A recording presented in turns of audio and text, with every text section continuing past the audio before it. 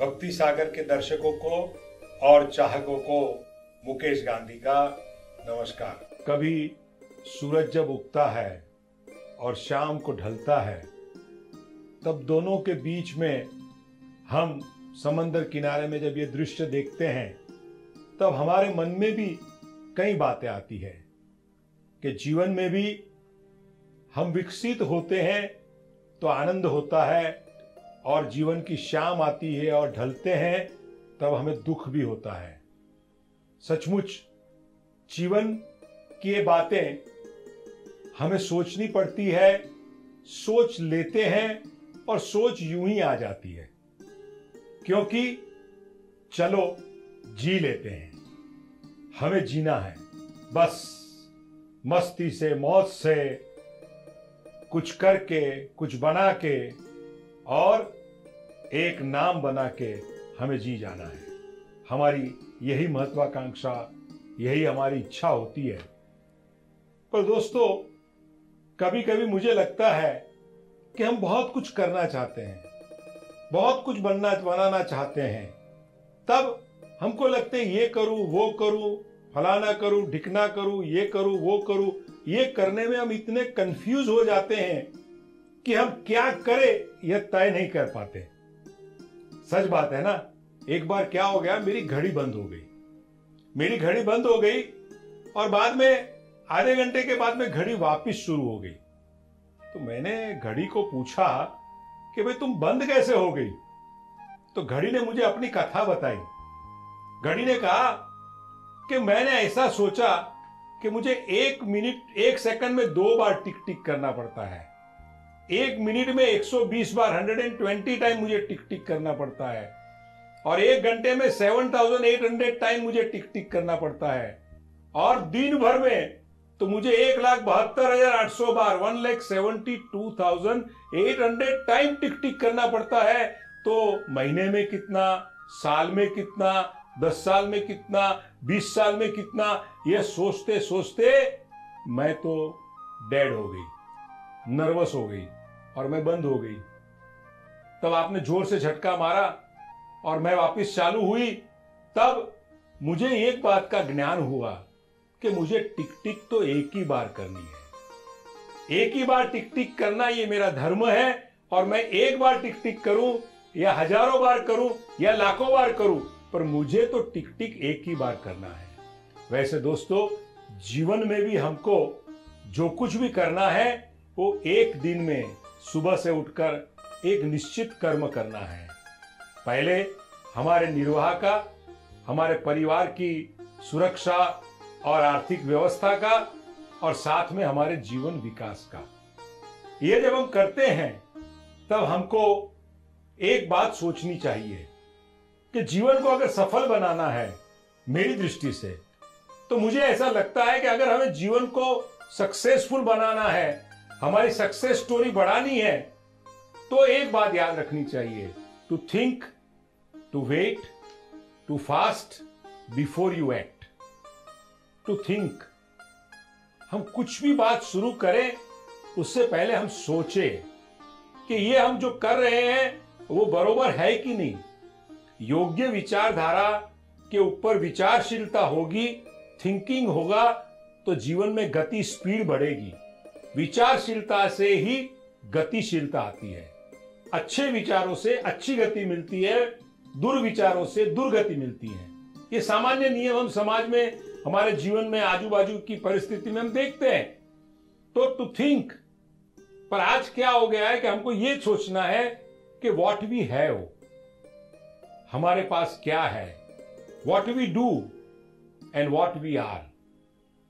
हमारे पास क्या है, हम क्या कर सकते हैं, एंड व्हाट वी आर, हम क्या हैं। हमको हर टाइम में इन बातों का एनालिसिस करना चाहिए, इनका पृथक्करण करना चाहिए कि हम क्या है, व्हाट वी हैव। हमारे पास पर्सनालिटी है, हमारे पास नॉलेज है, हमारे पास बहुत बड़ा पैसा है, हमारे पास बहुत बड़ी सामाजिक प्रतिष्ठा है, या हमारे पास कुछ नहीं है, फिर भी हमें कभी डरना नहीं है। पर सचमुच जीवन में जो भी परिस्थिति हमको मिलती है, तो कर्म की थियरी के मुताबिक हमको पूर्व जन्म के कर्मों के कारण जो संचित कर्म है उनके कारण हमको मिलती है।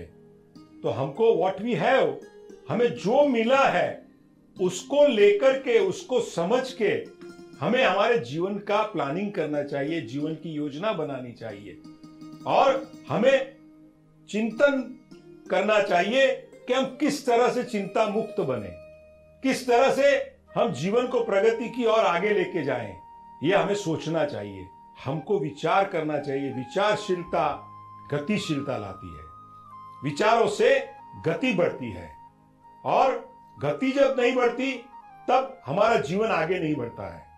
तो यह विचारशीलता से गतिशीलता बढ़ती है।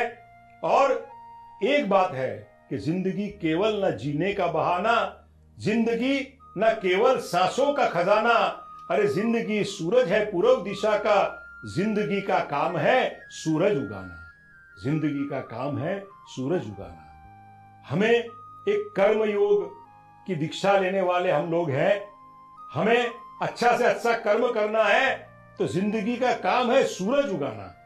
सूरज माने पॉजिटिविटी इन लाइफ, कर्मयोग इन आवर लाइफ और सतत दूसरों को उपयोगी बनने की प्रेरणा ये सूरज हमें देता है। एक ऑथर ने कहा कि sky is the limit, but कई लोग ने, हम हिंदुस्तान में, विश्व में लोगों को देखते हैं कि उन्होंने जीवन में ऐसे कार्य किया है कि sky is not the limit for them, जो अंतरिक्ष तक चले गए, रॉकेट लेकर के चले गए, विचारों से चले गए, अपने कर्मों से चले गए, अपने प्रभाव से चले गए। The sky is not the limit for them. ऐसे लोग हमारे जीवन में बने हैं। टू थिंक, और बाद में दूसरी बात है टू वेट।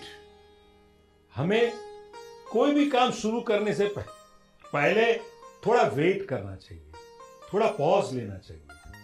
हम पॉज नहीं लेंगे और काम करते जाएंगे, दौड़ते जाएंगे, तो कहीं संभव है कि हम कहीं गिर जाएं, कहीं हम कमजोर हो जाएं, कहीं हम डाइवर्ट हो जाएं।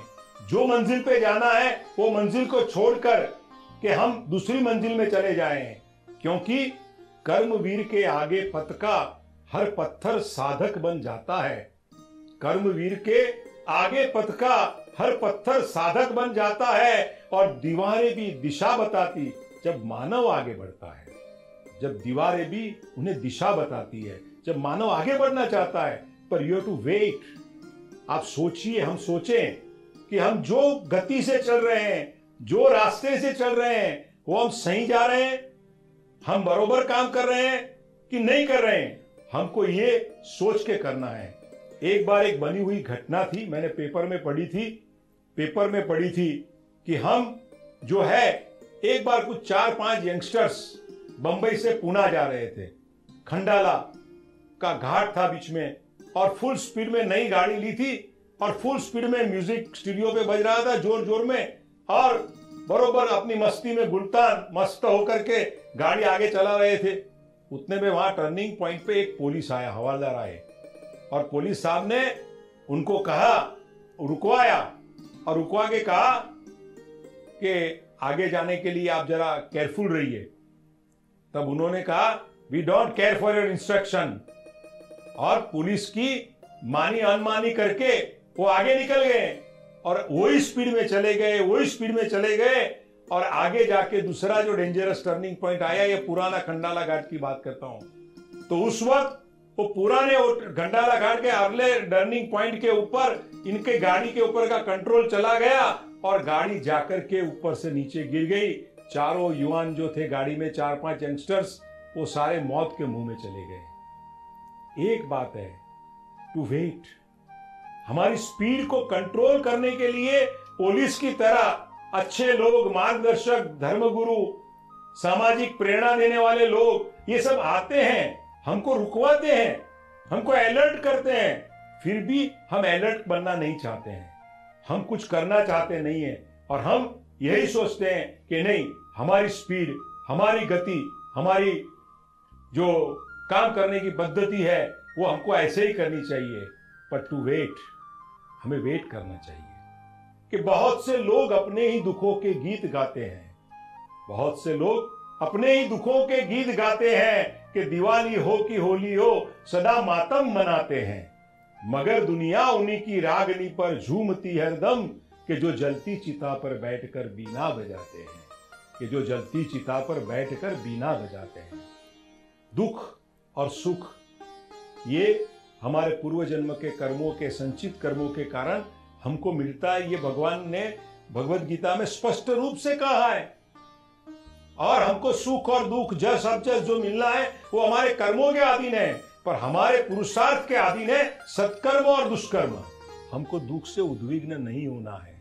वीतराग भय क्रोध स्थितर धीमुनि रुच्यते, ये पूरा स्थित प्रज्ञ के गुणों में उन्होंने वर्णन किया है। तो हमको भी वेट करना है, और जीवन में जो आएंगे सुख दुख, वो सुख दुख के अंदर भी भगवान ने जो गीता में और भी संदेश दिए हैं कि योगक्षेमम वहाम्यहम्, मैं तेरा योगक्षेम वहन करूंगा। तुझे जो जिसको मैंने पैदा किया है उसका योगक्षेम मैं करूंगा। ये भगवान ने गीता में स्वयं विश्वास दिया है। फिर भी हमको डर लगता है। कितने अनएम्प्लॉयड यंगस्टर्स होते हैं, उनके जीवन में फ्रस्ट्रेशन आता है। नहीं आएगा ऐसा नहीं है, तब वो जाकर के नक्सलाइट हो जाते हैं, वो जाकर के एंटी नेशनलिस्ट एक्टिविटी में ज्वाइन हो जाते हैं, धर्म मजहब के नाम पे पड़ जाते हैं। उनको मुझे एक ही कहना है कि हमारे धर्म ग्रंथ में, गीता में, वो एक हिंदुओं का धर्म ग्रंथ नहीं है, सारे विश्व का ग्रंथ है। उसमें कहीं कोई धर्म की बात गीता ने नहीं कही है, पर गीता ने जीवन विषयक बातें की है। इसलिए मुझे गीता ज्यादा पसंद है। तो ये गीता, भगवत गीता में इन्होंने, कृष्ण भगवान ने कहा है कि योगक्षेमम वहाम्यहम्, मैं तेरा योगक्षेम चलाऊंगा और तू चिंता मत कर, तू मेरा स्मरण कर, मेरे प्रति प्रेम रख और सत्कार्य में, सद्विचारों में के साथ जुड़ के अपनी शक्ति को, अपनी ऊर्जा को तू बढ़ाता जा, मैं तुझे आगे बढ़ाऊंगा। आज आप जितने भी महापुरुषों को देखेंगे, इनके जीवन में यह सूत्र का एक या दूसरे रूप के अंदर हमको दृष्टांत मिलता है और उनका परिणाम उनके जीवन में मिलता है। तो हम सब भी मिलकर के वो जीवन का सूत्र हमारे जीवन में क्यों नहीं लाएं? हम ये सोचे कि हमें कुछ करना है। हमको तो एक ही बात करनी है। एक बार एक स्कूल के प्रोफेसर ने लड़कों को कहा कि भाई मेरे पास ऐसी दिव्य शक्ति आ गई है कि मैं आप सबको स्वर्ग में ले जाऊंगा, आप मेरे साथ आने को तैयार हैं?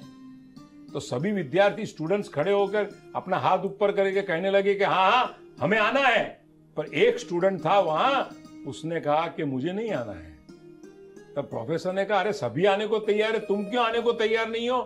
तो वो लड़के ने कहा कि मैं स्वर्ग में जाना पसंद करने से ज्यादा मैं इस धरती को स्वर्ग बनाना चाहता हूं। मुझे ये धरती को गुलशन बनाना है, नंदनवन बनाना है, इसको स्वर्ग बनाना है।